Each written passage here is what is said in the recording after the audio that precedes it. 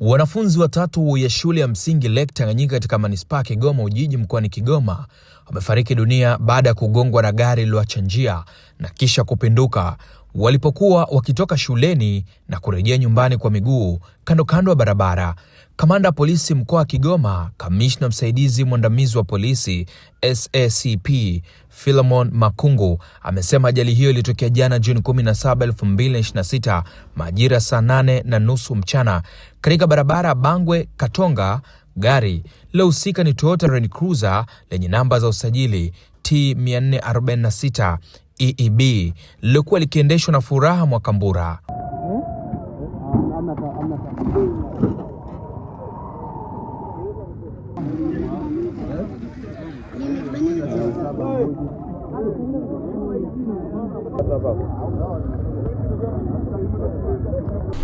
Taarifa kwa umma. Jeshi la polisi mkoa wa Kigoma linatoa taarifa ya ajali ya gari kuacha njia na kugonga watembea kwa miguu na kisha kupinduka na kusababisha vifo na uharibifu wa gari.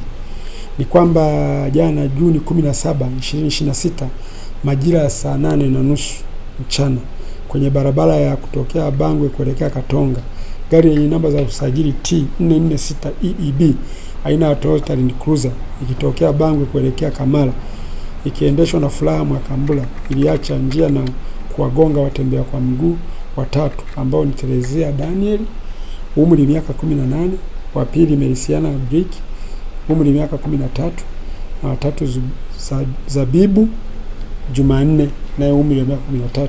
Wote hawa ni wanafunzi wa shule ya msingi Lake Tanganyika ambayo iko manispaa ya halmashauri ya Kigoma Ujiji na kusababisha vifo kwao, na pia dereva wa gari hiyo alipata maumivu, majeraha makali na amelazwa hospitali ya Rufaa Maweni. Na kwa kweli natoa taarifa kwa waendesha vyombo vya moto kuchukua tahadhari wakati wanatumia barabara, watumiaji wote wa barabara. Sasa inavyoelekea imekuwa ni shida kidogo matumizi ya barabara, na ndio maana vifo hivi vimetokea. Nini chanzo cha ajali hii mmebaini? Chanzo cha ajali bado tunaendelea na uchunguzi ili kubainisha hasa ni nini kilichotokea, kwa sababu gari ilihama njia ikaenda ikawagonga hao waliokuwa wanatembea kwa miguu. Na wote wamefariki? Wote wamefariki, wao vijana watatu wote wamefariki.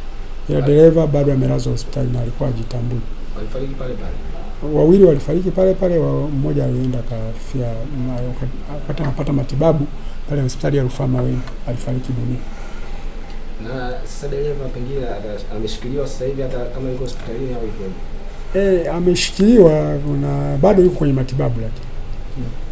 Na gari ni gari binafsi au la serikali? Tunachunguza tuone je ni gari la serikali au ni gari binafsi, kwa sababu alikuwa hajaweza hata kutoa maelezo.